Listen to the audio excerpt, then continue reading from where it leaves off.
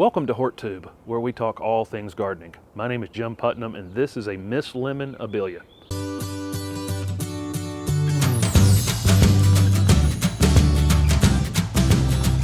This is Miss Lemon Abelia, a beautiful, variegated, low-growing evergreen shrub. Miss Lemon can eventually reach 3 to 4 feet in height and probably 3 to 4 feet in width, but would be easy to keep smaller than that. You could probably keep it 2 to 3 feet in height and 2 to 3 feet in width. Miss Lemon would be best in zone 6 to 9. In zone 6, I definitely wouldn't put it out in open space. I'd leave it as a foundation plant because you'll get the occasional winter that would definitely hurt this plant with the winter winds. Variegated Abelia do not grow as fast as green Abelia, and this is also kind of a dwarf Abelia, so it's not going to put on a lot of growth every year, maybe 3 to 4 inches all the way around. Pretty much all Abelia need at least a half a day sun and would really prefer almost full sun. Miss Lemon is primarily going to be used as a foundation plant. This is an absolutely perfect plant if you have low windows, 3 or 4 foot tall windows, or a low porch rail. This is going to be an ideal plant for that. It could also be mass planted and then put something like a loropetalum behind it that has purple foliage. That would look great together. Also would work well as a container plant in zones 8 or 9. In zone 6 or 7, almost certainly the roots would be damaged in the wintertime. It would get too cold for a container.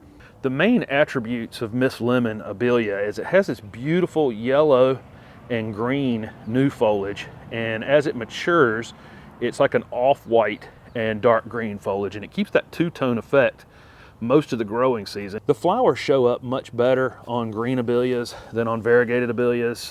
They all have white or light pink flowers. This one has a kind of a light pink flower, and it just doesn't show up very well against this foliage. It is nice, but really this thing is primarily grown for this year-round variegated foliage. You will get bees on Abelia during the summer. This is a fantastic plant for us bee lovers, but if you have a bee allergy, you may not want to put this right next to your front steps on your foundation. I've linked videos in the description below for planting these. Abelia are pretty rugged plants.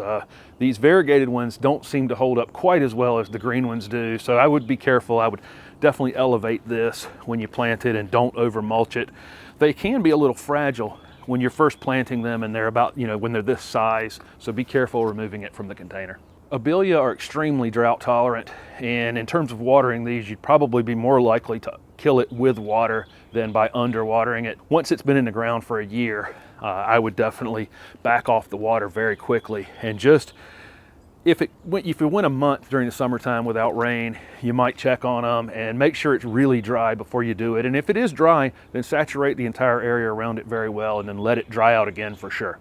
One of the main features of Miss Lemon and a lot of these variegated Abelias now is the new growth is much brighter than the older growth, and it creates kind of a two-tone effect on the plant.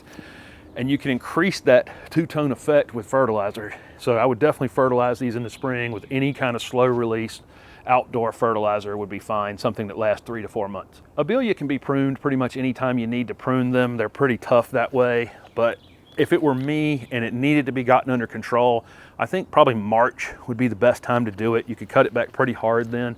That way you wouldn't sacrifice a lot of that new growth in the spring or early summer, and then it starts flowering in the summertime when it gets hot.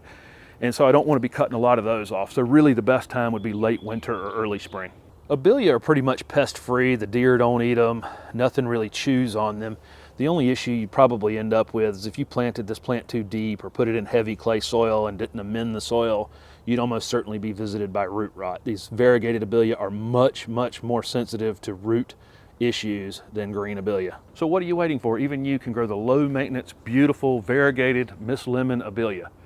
Thank you for watching my video, and if it was helpful, please hit the like button and subscribe to my channel for future videos. Also comment below with any questions you have about Abelia.